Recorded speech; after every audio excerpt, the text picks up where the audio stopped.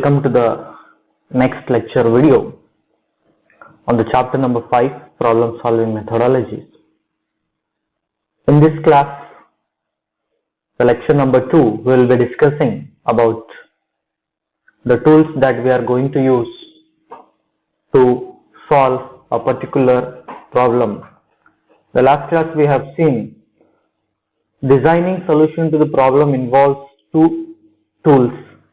The one is the algorithm, the another one is the flowchart. In today's class, we will be exploring what the algorithm will be doing and how it is to be implemented. So let us begin with the definition of the algorithm. An algorithm is a step-by-step finite sequence of instructions. So to be very much specific, see here, step by step means one after another. Finite means which has n number of steps which can be instructed to solve a well-defined problem.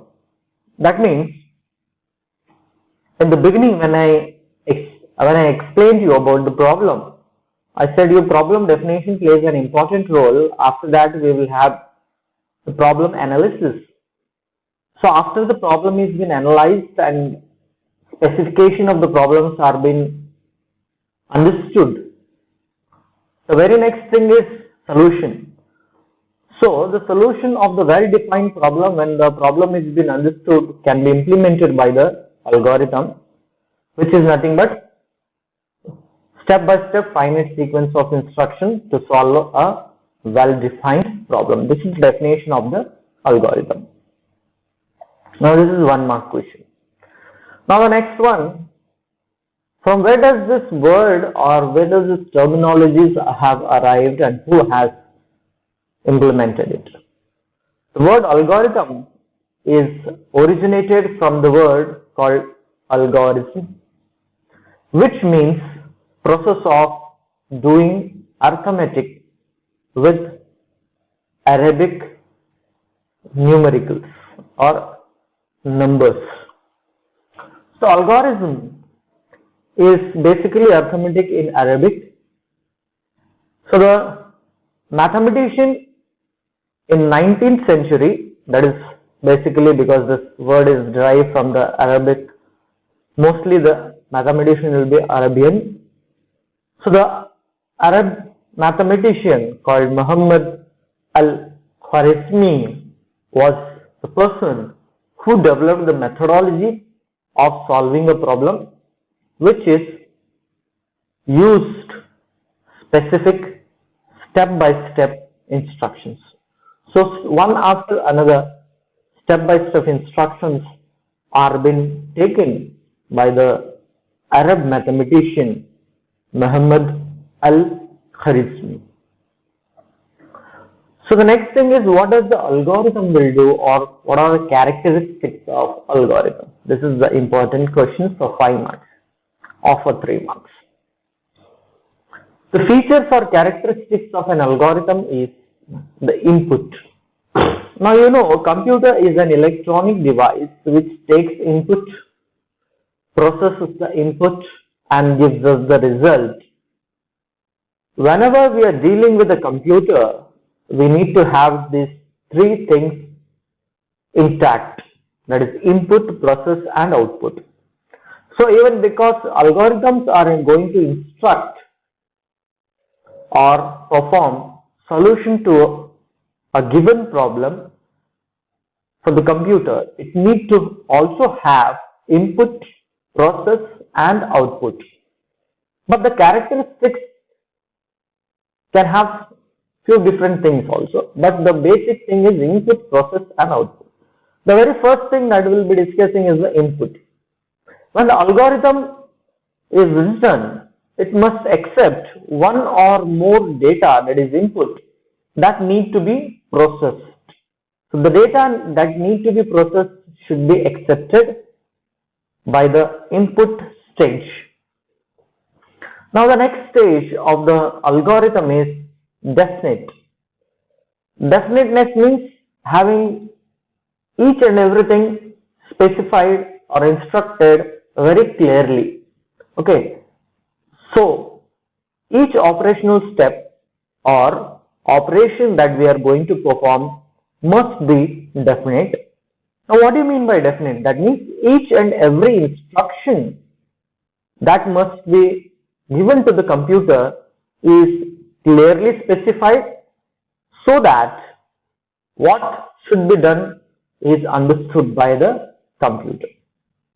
The next characteristic is effective, because there are more than one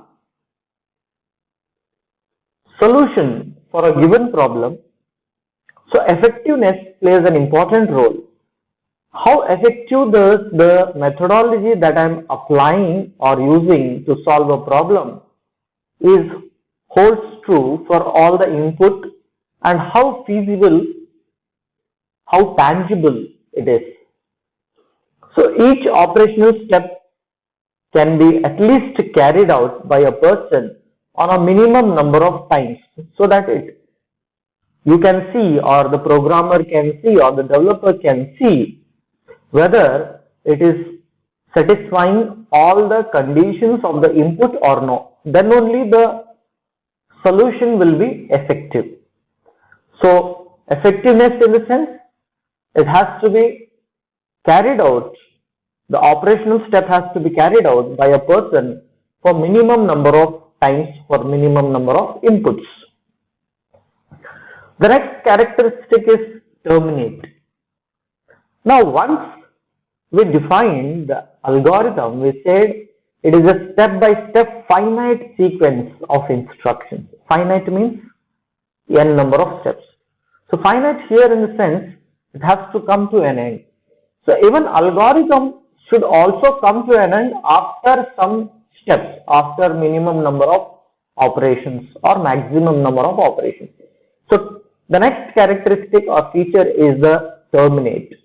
After some minimum number of operations, the algorithm must come to an end. It has to stop. It has to end. So before ending, what is the major thing that it needs to produce? It needs to produce the result, that is output. So the next characteristic is output. It must produce one or more compound results, that means one or more lines of outputs, so that when I move and see input which is accepted and processed with the definiteness and effectiveness and termination, and then produced with the output, satisfies the three basic components of a computing device, that is input, process and output. So this is how the algorithm needs to be written in theoretical. Let us move and see an example of an algorithm. So here is an example to find area of a rectangle, which can be expressed as follows. Because the algorithm is step by step, here also will be specifying a step by step procedure or instructions. The very first step will be the start, which says I am beginning the solution for a problem. The very last step will be the end, that is stop, which says the algorithm has to come to an end or it has terminated.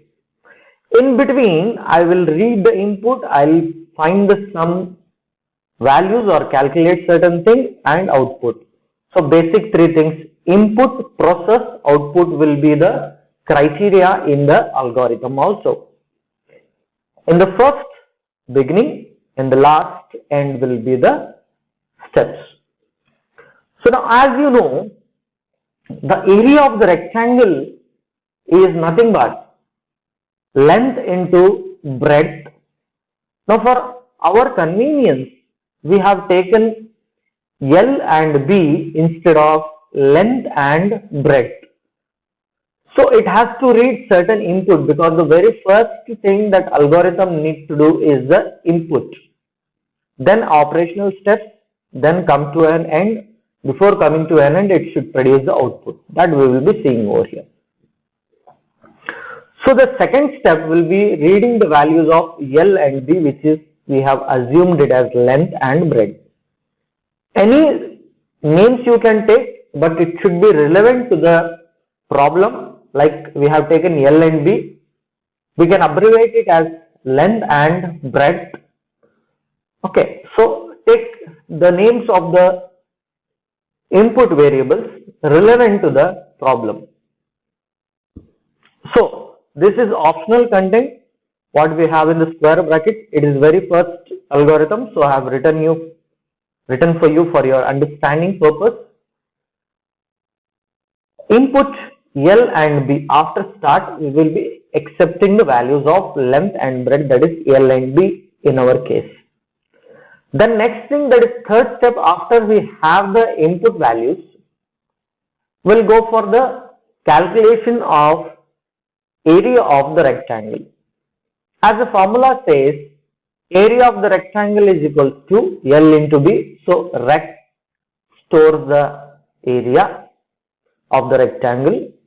So rect is assigned to L into B. Okay. Now you see, in mathematics it is totally different, and in computer language it is totally different. The expression that you see L into B will be calculated first, and the result of this expression is given to rec. So in programming terminology, we will read it as rec is initialized to L into B. I can say it as the value of L into B is given into rec. The values which is there at the right hand side of equal to sign will be given to the variables or the names which are present in the left hand side. So it is LHS will get the value from the RHS, not RHS from LHS. Okay. So here there is a slight difference. Left hand side variable or quantity or name will get the value from right hand value or expression or the solution or the result. So now what we are doing is, the next thing in the step number 4, we are going to print the output of the area of the rectangle, because the area is stored under REC. We need to output REC. So what step I wrote? Output REC, because REC stores the multiplication of length and breadth, that is nothing but area of the rectangle. Now the output has generated, now all the steps have completed, so we need to stop the algorithm. The end of the algorithm has to take place. At the step number 5, I will be having stop. Okay, this is how we will be solving an algorithm. Moving to the next example. Here we are going to take up an algorithm to find sum of any two numbers, let it be A and B are the values, let it be P and Q are the values. Now here we have not taken the optional contents, here we have written everything clearly. So algorithm begins. Step number 1, you have start. Step number 2, see here, we are displaying. What we are displaying? We are asking the user to enter two values, that is, we are going to read the input of value A and value B, which is there in the step number 2. So this step is optional. Even you can write step number 2, read A and B, or input A and B. So display whatever is enclosed within this double quotes, double inverted commas, what we will call, okay, in computer terminologies we will call it as double quotes. Okay, so inverted commas, double inverted commas, what you call, we will pronounce in the terminology of computer as double quotes. So whatever is written within the double quotes will be displayed as it is on the computer screen or the monitor or the output device. So here in the step number 3, I am going to read the value of A and B. Then in the step number 4, I am going to find the sum of two values that has been read, A and B, the value of sum is given to or assigned to C. So how do we read it as? C is assigned to the value of A plus B, or C gets the value of A plus B. Then after that we are displaying C as a sum of two numbers, or you can even display output C. Even you can write like this, what you have written in the previous, output REC. Here also you can write output C, just like that, without double inverted comma. That is a little bit different than other things, because other things were commonly understood, but this is a new for you, and I hope many of you have come across and few of you have not gone through the algorithms in your schooling. So it takes certain time to analyze it, understand it. Practicing makes it perfect. Okay, write this algorithms 2 to 3 times, you will be perfect for writing the algorithms. Now the next example that we are going to explain you is, we are going to calculate simple interest by accepting principal amount, rate of interest and time duration for the loan or amount taken. The very first step is a start and the very last step will be the stop. So second number, that is step number 2, will display enter the values. We need to accept the value of P, R and T. We have taken short names for it instead of taking principal, rate and time. So input P, T, R we have taken. So each value is separated by comma, you see over here. If multiple values have to be taken, in the previous example also, and we have written because there were only 2, okay, because here there are 3, we have written commas, okay, there also you can write comma, read A comma B, or input A comma B also you can write it.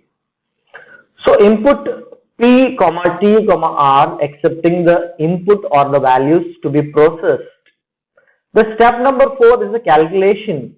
The simple interest is been calculated by using the formula PTR divided by 100. That is nothing but P into T into R divided by 100.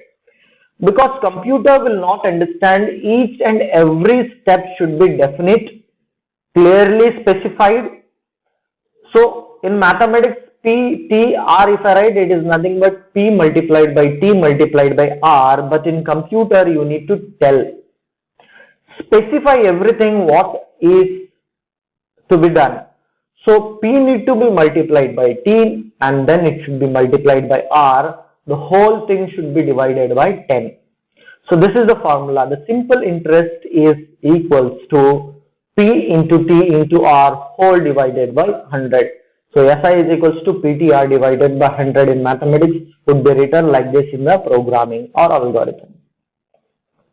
After the simple interest has been calculated, we will output the simple interest. That is, simple interest is stored under the name called SI. So after the output, the program should come to an end. Sorry, the algorithm should come to an end. We are writing the step number 6 as stop. So the following advantages and disadvantages of the algorithm are available. We will be discussing in the next class. We will be discussing in the next class. See you then. Bye.